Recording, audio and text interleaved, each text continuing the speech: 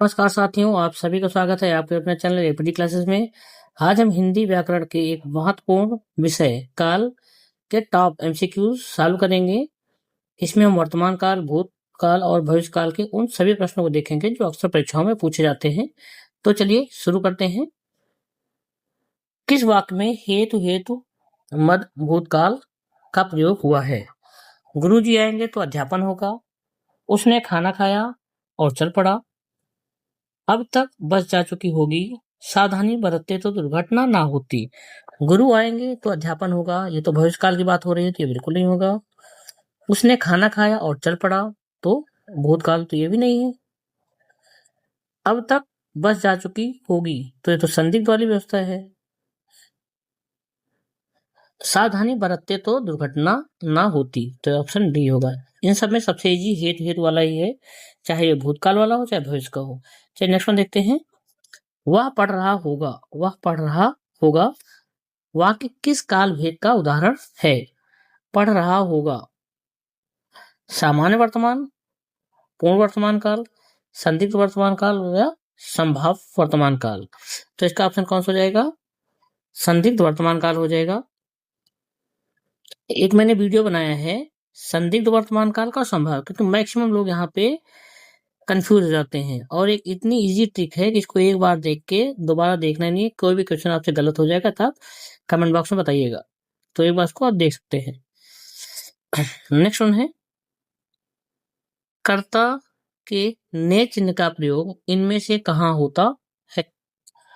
Option A है सामान्य भूत में, ऑप्शन बी है सामान्य वर्तमान काल में, ऑप्शन सी संदिग्ध भूतकाल में, ऑप्शन डी सामान्य भविष्य काल में। तो इसमें ने का मतलब कर्ता के ने चिन्ह का प्रयोग कहाँ होता है? जैसे आप सामान्य भूत का ले लीजिए, तो सामान्य भूत का क्या होगा?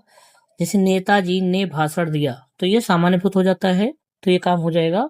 मतलब सामान्य भूत में तो होता ही है, प्लस इसमें बिल्कुल नहीं हो सकता, कोई सेंटेंस नहीं बन पाएगा। आप बना के देख सकते हैं, ये रटा टाया काम नहीं आता है, इसको आपको वाक्य बनाना पड़ेगा।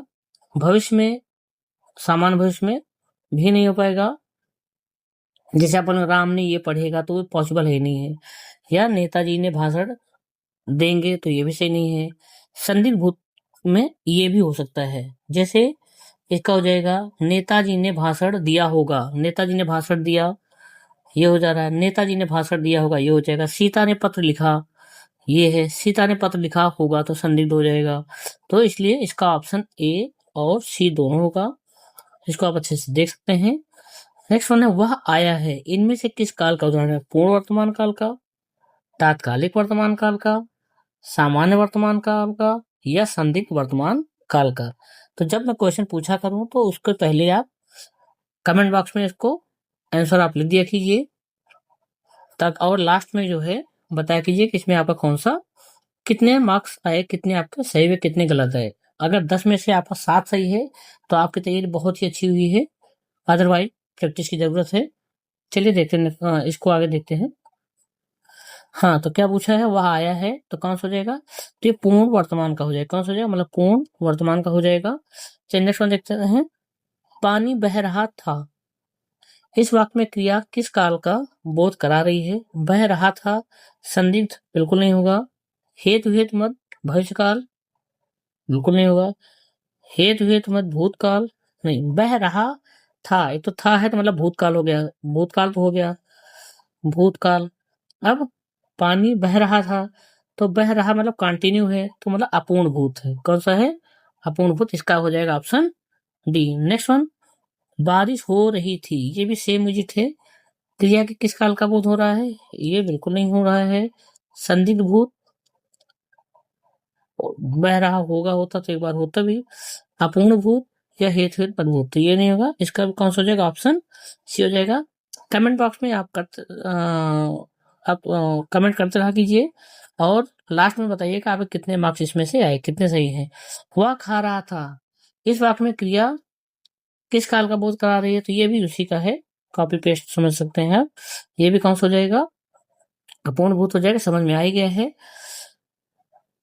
वह कविता गायन करती है, क्या कर रही है? कविता गायन करती है। इस वाक्य में क्रिया किस काल का बोध करा रही है? सामान्य भूत का, सामान्य भविष्य का, अपूर्ण वर्तमान काल का या सामान्य वर्तमान का।